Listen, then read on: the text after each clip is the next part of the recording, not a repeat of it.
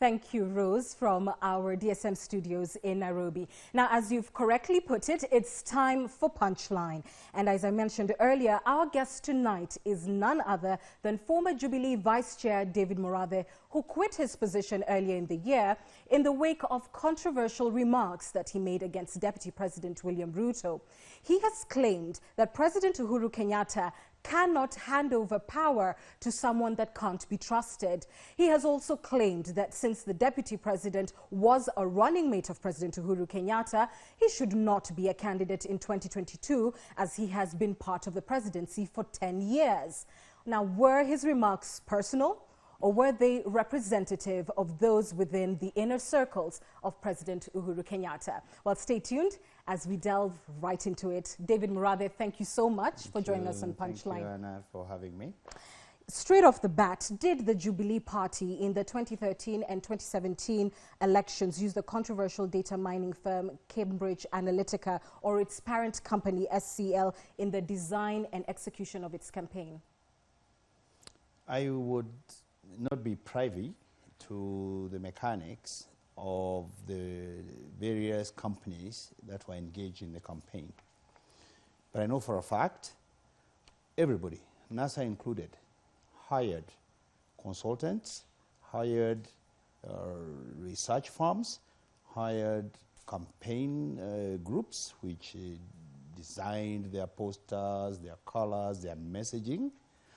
And I read what the member of the European Parliament said in terms of their engagement as Cambridge Analytica with SCL, all right?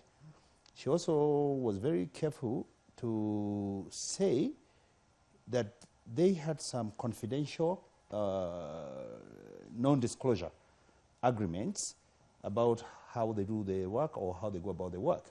But before we get to what she said, yourself in March 2018, following the Channel 4 report, told Reuters that Jubilee paid SCL, that's the parent company of Cambridge Analytica, for quote-unquote branding. You are the vice chair of the party. How could you, are you even recanting these statements, and how can you claim that you had no idea who was contracted? I think the person who recanted was the lady, the MEP, because she said she had denied it and now she's admitting it. Remember, her boss had also pitched for their company to the effect that they did speeches for the president, they did branding. But I'm talking specifically about your own remarks, which you made in March 2018 to the Reuters news channel, where you did acknowledge that Jubilee paid SCL for branding. Like I'm saying, there were several actors in the campaign. Several actors in the campaign, like everybody else had. NASA had Aristotle.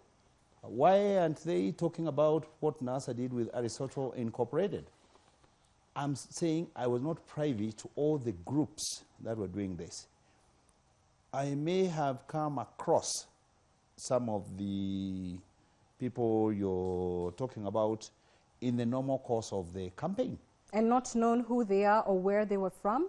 We were segmented. Everybody had their brief. We had media, we had strategy, we had statistics, we had, you know, when you do a campaign, Anne, you do scenarios, all right? And you try to work to the best advantage of your side to win over your opposition.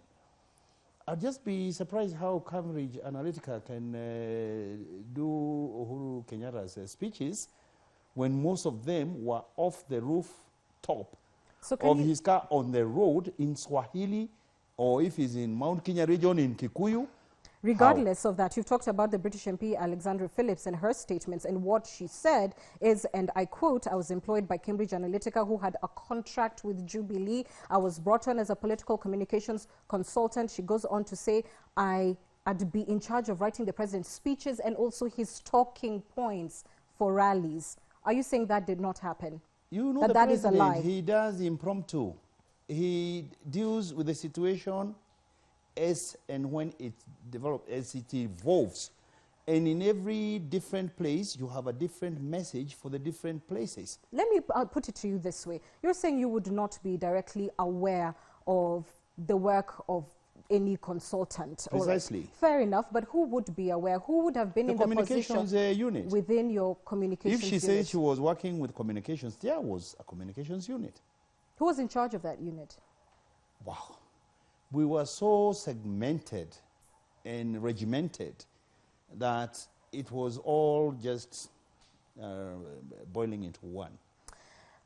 But you can see how it would be difficult to believe that, and even if you did not have material knowledge of it, how could the president allow himself or his campaign allow him to engage with a company that is known the world over with a very troublesome reputation, one of taking people's personal data without their permission, designing communications that are meant to trigger them?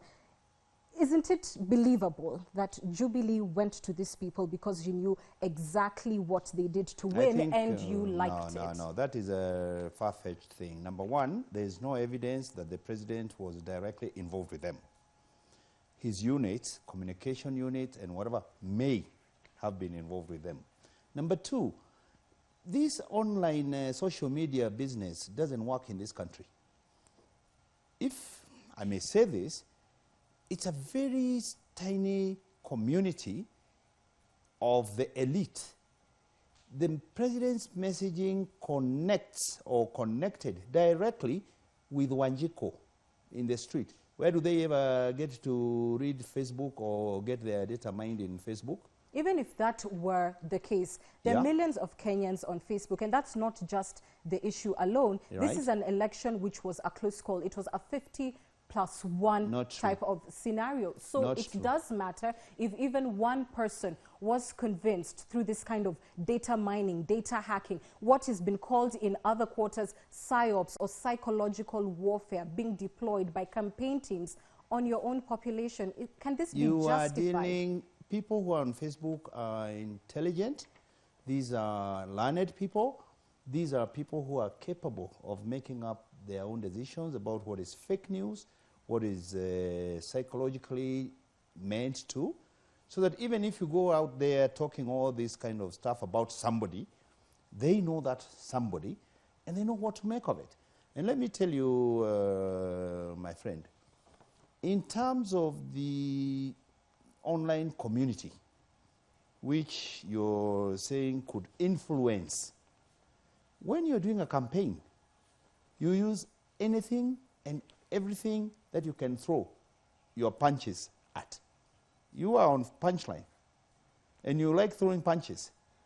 We love throwing punches, just like the other side was throwing punches. They said a lot of nasty things, a lot of untruths.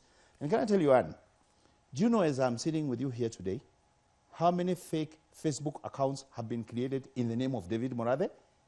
And we had registered my Facebook account, and they go out there and throw out things purportedly coming from me, and I don't care. But what is problematic with what you're saying is that, yes, fake news is wrong and it does happen, but Cambridge Analytica, or even its parent company, SCL, this is a company that has been used in the West by the CIA, by British military, by MI6 and more. By Trump. By Trump. There you go. That's not a compliment. That's not a compliment. To launch psyops, psychological warfare. So whether it happened to one person or, you know, tens of people on you Facebook, can't tell me surely that's you're not justified. dealing with the dumb Kenyans, my friend, eh? So that's okay because Kenyans are not dumb. I'm just saying the potential threat for influencing or psychologically influencing people to vote in a certain way is off. Number two, and you said it, it was not a close call. In the first election, the 50+1 vote was like 80,000. In the second election, this second election of 2017, we were on 54%. Raila was on 44%. All right? In the repeat election, we were on 95%. So how did their whatever psychologically affect the results? But you're not giving me a clear answer, which is what I would like to get at the end of this. We executed the best campaign I've ever seen. with or without 2017, SCL or Cambridge? with or without them, it was a track record, which was speaking for itself. Having connected so many people to power, the largest number since independence, the water, the roads, the universal health care, it's the record, Annie. You can go talking out there, but people must feel you. They must feel what you're saying, because there's the propaganda and there's the theory and there's the practice and it's a feel-good thing that is the people themselves who experience it. So as we conclude this part, David Murathe is today telling the nation that you are setting aside your statements to the Reuters news agency. I am not. In March, and you are saying that you have no knowledge of who was contracted I am not. or what no, they no, did. Don't throw words into my mouth. That the only people who would know are the communications team of the Jubilee Party. I'm saying I'm not privy to the mechanics and to the workings, but we had several departments. If you want, I can refer you to our communications team. I'll have to check with the party secretary general and the party campaign secretariat, and you can dig deeper about that issue. Fair enough. Let's move on. You have since then resigned from your position as Jubilee Vice Chair. You're smiling. I don't know why. I'll wait for your answer. After making statements that appeared to sow discord within the party and especially against the Deputy President William Ruto, do you have a personal problem with the Deputy President of the Republic? None whatsoever. And incidentally, Annie, the people who appointed the interim officials